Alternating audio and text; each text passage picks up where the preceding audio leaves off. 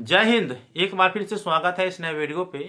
इस वीडियो के माध्यम से जो जानकारी बता रहा हूँ, यह जानकारी ललित नारायण मिथिला विश्वविद्यालय के बीए, बीएससी, बीकॉम सेशन 2022 से 25 वाले के लिए है। देखिए, आप लोगों के चाहे वो आर्ट के हो, कॉमर्स के हो या साइंस के हो, सभी रिजल्ट जारी कर दिया गया है और पूर्व में ही मैं सूचना दे चुका हूँ।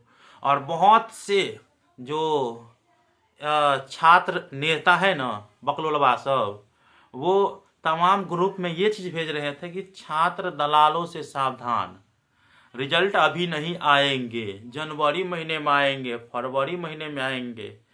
तो इस तरह की जानकारी देने वाले से सावधान रहिएगा, वो खुद छात्र दलाल होंगे। ठीक है, तो उससे सावधान रहिएगा भाई। जो जानकारी मिलता है ना, वो अंदर की बात हम लोग बताते हैं कि ये चल रहा है। ठीक है, और बिना मतलब के कुछ भी बोल देंगे सोशल मीडिया पे आ करके, तो वो अच्छा नहीं लगता है। ठीक है, आप लोग सबसे पहले ये बताइएगा कि आप लोगों का जो रिजल्ट आया है वो किस हिसाब से आया है, सही है या नहीं है। ठीक है, और आप लोग को कितना अंक किस सब्जेक्ट के लिए आया है, अर्थात आप कौन से ऑनर्स है, कितना अंक आया है, वो मुझे कमेंट बॉक्स में बताइएगा। साथ में मैंने एक पोल किए हैं। ठीक है, ये पोल मैं टेलीग्राम ग्रुप पे किया हूँ कि आप लोगों का रिजल्ट कैसा आया है, जिसमें पहला ऑप्शन है पास, दूसरा है प्रमोटेड, तीसरा है पेंडिंग और चौथा है फेल। बहुत से कैंडिडेट, लगभग 85% अभी जो वोट आया है उसमें 85% जो है वो पास दिखाई दे रहा है। तो हो सकता है अच्छा खासा रिजल्ट होगा, लेकिन आप लोग वोट करिएगा तभी पता चलेगा। तो आप टेलीग्राम ग्रुप में जुड़ जाइए। Times of Mithila Telegram group है, डिस्क्रिप्शन बॉक्स में उसका लिंक दिया हूँ, और आप वोट जरूर करिएगा। और सभी जानकारी आप लोगों को वहाँ पे भी मिलते रहता है। ठीक है, तो आप जुड़ जाइएगा जा करके। अब हम बात कर लेते हैं कि आप लोगों का रिजल्ट जो आया होगा, जो नॉर्मली इशू होगा सभी के लिए। बहुत से कैंडिडेट पास होंगे, लेकिन वो अपने रिजल्ट से असंतुष्ट होंगे। प्रमोटेड भी होंगे तो वो तो असंतुष्ट होंगे ही, फेल भी हुआ होगा वो भी असंतुष्ट। और बहुत से कैंडिडेट जो पेंडिंग होंगे, उसके लिए क्या सोल्यूशन है, सभी जानकारी बताने का प्रयास करता हूँ।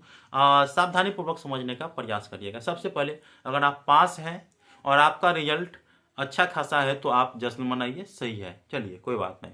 और जिनका पास भी है और उनका रिजल्ट उनके मन मुताबिक नहीं आया है, तो वो आप अब आगे कर क्या सकते हैं। तो सबसे सिंपल सा है कि आप स्क्रूटनी कर लीजिए। जिस पेपर के लिए करना चाहेंगे वो स्क्रूटनी कर लीजिए। स्क्रूटनी से ज़्यादातर फायदा नहीं होता है, ये मैं यहाँ पे कह देता हूँ।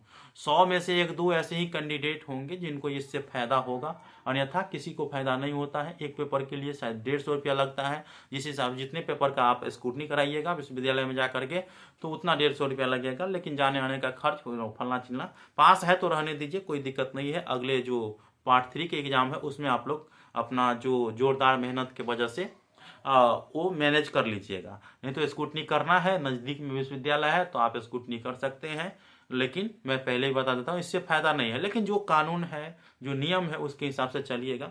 हो सकता है आप ही 1-2 स्टूडेंट होंगे उसमें भाग्यशाली, तो वो भी हो सकता है।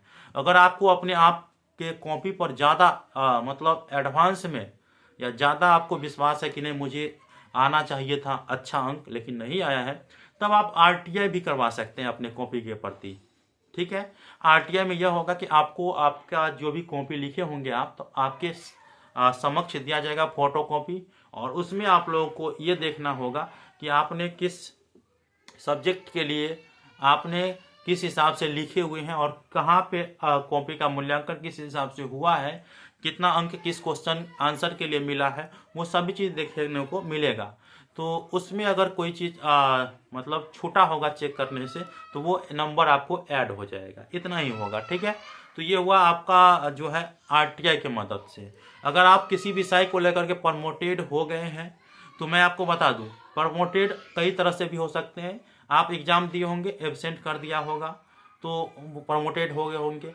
और आप अगर एग्ज़ाम दिए होंगे और आपको किसी सब्जेक्ट में कम अंक मिला होगा, पास का जो क्राइटेरिया है उससे कम मिला होगा, तो उसी स्थिति में आप प्रमोटेड हो गए होंगे। तो अगर आपको अंक मिला है और प्रमोटेड हो गए हैं, तो आपको जिस सब्जेक्ट के हिसाब से प्रमोटेड हुए हैं उस सब्जेक्ट का एग्ज़ाम जब होंगे पार्ट 2 का फिर से, तो उसमें आप लोगों को सब्जेक्ट का एग्ज़ाम दे देना है फॉर्म भर के। ठीक है, अगर आपको लगता है कि मैंने एग्ज़ाम दिए हैं और मुझे एब्सेंट कर दिया गया है, जिस कारण से मेरा रिजल्ट प्रमोटेड या पेंडिंग है, उस स्थिति में आपको यह चीज़ जानना है कि सबसे पहले आपको किस चीज़ को लेकर के प्रमोटेड किया गया है या एब्सेंट किया गया है।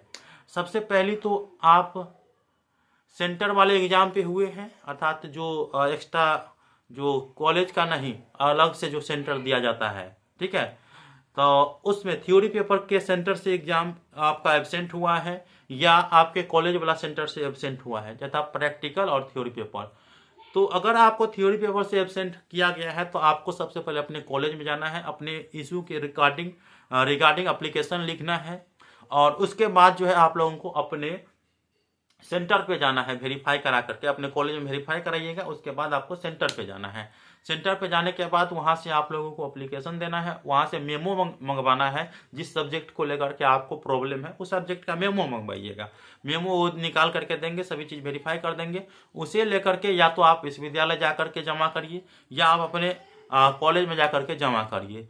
तो जो अच्छा लगे वो आप लोग करिएगा। सबसे बेहतर होगा कि अगर आपके पास टाइम है, विश्वविद्यालय नज़दीक है, तो आप अपने विश्वविद्यालय जा करके कर सकते हैं। और अगर आपको ज़्यादा दिक्कत है तो आप अपने कॉलेज में जमा कर दीजिएगा। इसके लिए आपको किसी को 1 रुपया देने की जरूरत नहीं है। अगर कोई पैसा मांगने के भी प्रयास करे कि मैं उतना नंबर चढ़ा दूंगा या उतना दिलवा दूंगा, पास करवा दूंगा, तो उस सब के बहकावे में नहीं आइएगा। जो आपका अंक होगा कॉपी पे चढ़ा हुआ उतना ही अंक आपको मिलेगा, उससे ज़्यादा नहीं मिलने वाला है, ठीक है।